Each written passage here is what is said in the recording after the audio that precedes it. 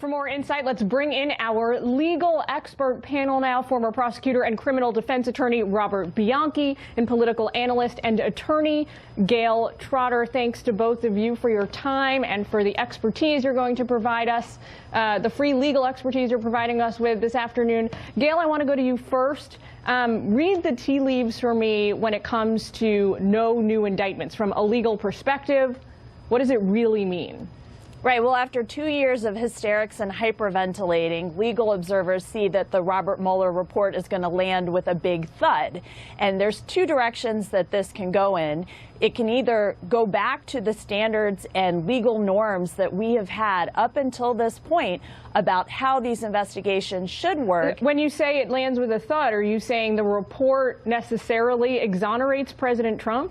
No, but the fact that there are our sources say that there are not going to be any indictments coming out of this, it shows that the predicate for the investigation, which was treasonous collusion by the Trump campaign with the Russians to rig the election, that there are no indictments. There have been no indictments issued on this. There have been no guilty pleas on Russian collusion, and now we know that it's very unlikely because of these DOJ sources that there are going to be any forthcoming indictments. So we could go back to why even bother with the report?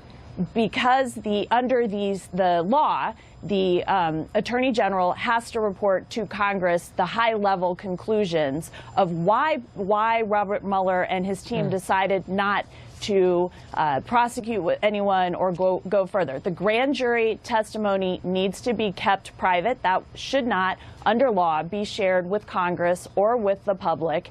And we can go in the direction of going back to the legal norms where if someone is not prosecuted, then the federal government does not use the investigation to smear them. Gail, you've sort of taken the same tack that the Republicans have, that this is the victory lap and the exoneration of this. Not exoneration. No, well, I would not say that. Okay. But it begs the question, Bob, that what is in the report, the narrative part of the report that could come out, has potential landmines for the administration in terms of what various people's desires were or intentions were, especially as it relates to the Trump Tower meeting with the Russian cutout.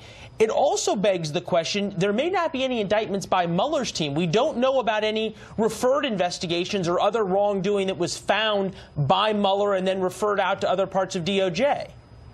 Leland, I just say ditto to what you said. That's very true. And let's go back to history a little bit about somebody named Hillary Clinton. Hillary Clinton was investigated, and James Comey gave that ill-fated press conference, and everybody went apoplectic about that because they said technically it looked like she may have committed crimes. But what this is the DOJ just doesn't file charges on possibility, speculation. They want to make sure, especially with a high-level target, that they have proof beyond a reasonable doubt. So while it's a victory, that Trump Tower meeting on June 9/16 was always a problem for Jared Kushner, for Trump Jr., and for the president himself, as well as the corollary obstruction. But that report very well could say they either were wittingly or unwittingly involved in trying to undermine the election in an improper way. But just like the Clinton investigation, prosecutors used their discretion, like I used to all the time, to say it's probably a crime, it could be a crime, there's probable cause,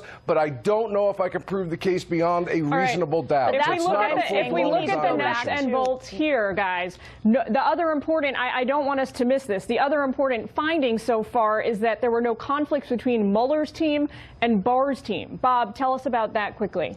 Well, I think that there's some enheartening pieces about that there seems to be that this investigation was allowed to go unimpeded, the fact that Rosenstein was allowed to stay on it and Mueller was allowed to stay on it. But as Leland pointed out before, a lot of referrals and sealed indictments are out there right now because I think that Mueller, at least this is what I would have done, in order to protect my position, would have farmed as much out as I could so that this way, if I get removed from office, those sealed indictments are there, and those other investigations in other, like the Southern District of New York, are there as well. So we need to be careful about the idea that just because you're not indicted or you're not charged doesn't mean that that report's not going to say there was wrongdoing. All right, we are out of time. We've got to leave it there. Gail Trotter, Bob Bianchi, thank you so much for your time today. We appreciate it. Great to be with you both. Leland?